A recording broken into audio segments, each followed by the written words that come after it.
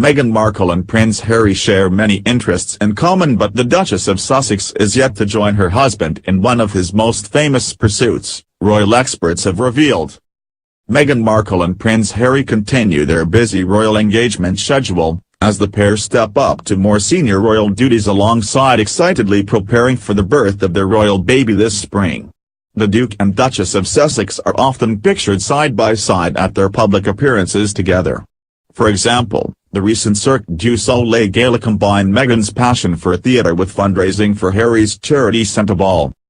However, podcast Pod Save the Queen, with royal experts Anne Gripper and Russell Myers, reveals that Meghan is still yet to take to one of Harry's sporting passions. Ms. Gripper said, "Last Saturday England were playing in the rugby and we said, maybe this time Meghan will go to the rugby?" Prince Harry was at Twickenham Stadium in London last week to watch England beat France in their 44-8 Six Nations victory.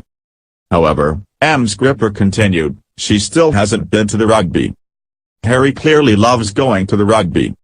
We've seen Kate and William at the rugby over the years, but Meghan is biding her time to make her debut at Twickenham. I thought, oh, that's a shame. Mr. Myers joked, maybe she wants to take the little one. Prince Harry excelled in rugby at school, although he later revealed that his princely status made him a target for hard tackles on the pitch.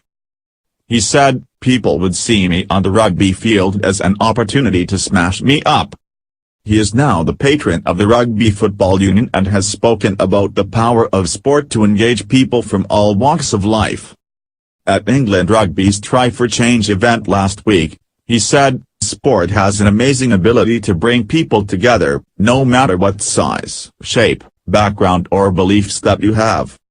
You bring people together around a common purpose, and yes, you can say that about lots of different sports.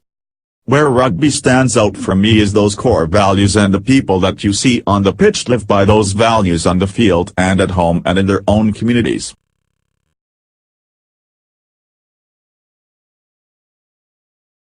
Will Meghan Markle and Prince Harry forgo royal tradition when it comes to the education of their future child? The pregnant Duchess of Sussex and the Duke of Sussex are said to be considering sending their firstborn to the private, co-ed ACS Egham International School in Egham, Surrey. Formerly known as the American Community School, ACS offers an American curriculum to students aged 4 to 18. It is also conveniently located opposite Windsor Great Park, close to the couple's future home, Frogmore Cottage, on the Windsor estate. While William and Harry both went to Eton College for boys, William and wife Kate Middleton's eldest son, Prince George, 5, started attending Thomas London Day School, which is also British but co-ed, last fall. The Duke and Duchess of Sussex are thought to want a more diverse education for their child, a source told E! News, adding that Meghan is also keen for her child to be fully aware of his or her American heritage. Kensington Palace has not commented. The Sunday Times said that some in royal circles have been speculating that Harry and Meghan might choose an American school for their child, who is due in the spring. Kensington Palace had said that the two would move into Frogmore Cottage early this year. Meghan was born and raised in Los Angeles and attended the all-girls Immaculate Heart High School. The Sunday Times reported that Misha Anu, the U.S. fashion designer widely credited with introducing Meghan to Harry, attended ACS Egham's sister school in Cobham, Surrey. The newspaper also noted that while price is surely not an issue for the royals, they would save money by choosing ACS, which costs between $13,000 and $32,000 annually, over Eton, where tuition is about $50,000. Had Meghan and Harry chosen to continue residing at Kensington Palace, they could have considered sending their future child to another private, co-ed American school in the metro area, the American School in London.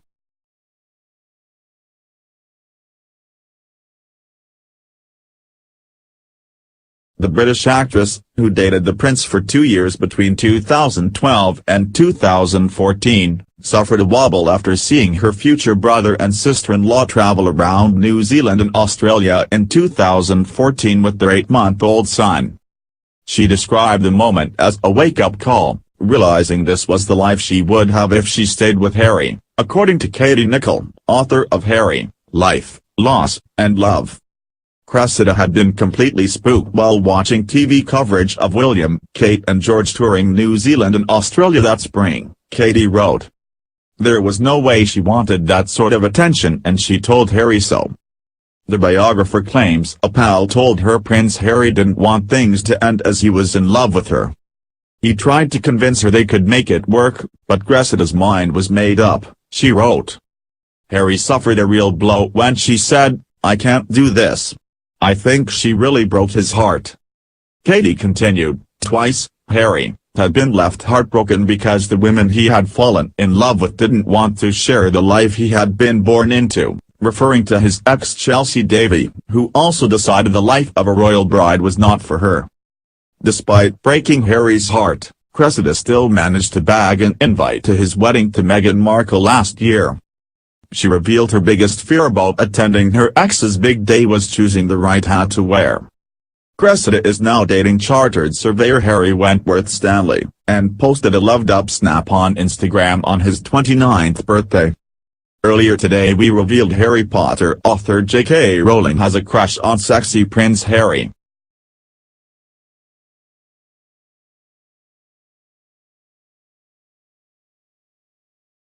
Meghan Markle will make a dramatic screen return this year as an LA party girl in a previously unreleased film. The 2011 television film called The Boys and Girls Guide to Getting Down will be distributed by Artist Rights Distribution 8 years after it was initially filmed, according to The Hollywood Reporter. The Duchess of Sussex, 37, plays the main protagonist Dana, who is a drug-snorting, boob-cupping party girl. Originally released in 2011 as a television show, it was later axed after just one episode. The film was first released in 2006 as a critically acclaimed indie comedy with Meghan starring in the television reboot 5 years later. Both the series and the film are directed by Paul Sapiano and follow a group of 20-something singles partying across Los Angeles in one night. In a scene from the film, Meghan can be seen getting ready for a night out asking her female friend, "What do you think? Too slutty?" Dana denies to her friend Heather later on that she's on the lookout for a man that night. She says, "I dress this way for me. I'm not looking for a guy tonight. Trust me." A voiceover then describes Meghan's character as jealous of Heather's body while she clutches her bust in the mirror. Another scene shows the character snorting an unknown substance with a male companion in the toilet of a nightclub. New Girl star Max Greenfield, 38, also appears in the film as Joey, with America's Next Top Model winner Eva Marcel, 34, playing Jasmine. Meghan is known for her role as paralegal Rachel Zane in popular legal drama series Suits. However, the actress chose to end her acting career to marry Prince Harry last spring. Her last episode in the series was filmed a month before the royal wedding in Windsor Castle.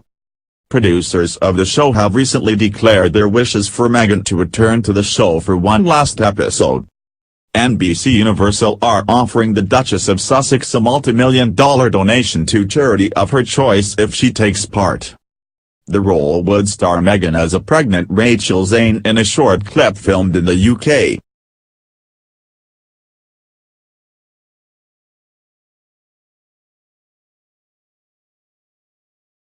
If you've ever wondered why the Duchess of Cambridge, Kate Middleton, or the Duchess of Sussex, Meghan Markle, aren't referred to as Princess, it could have something to do with Camilla Parker Bowles, also known as the Duchess of Cornwall.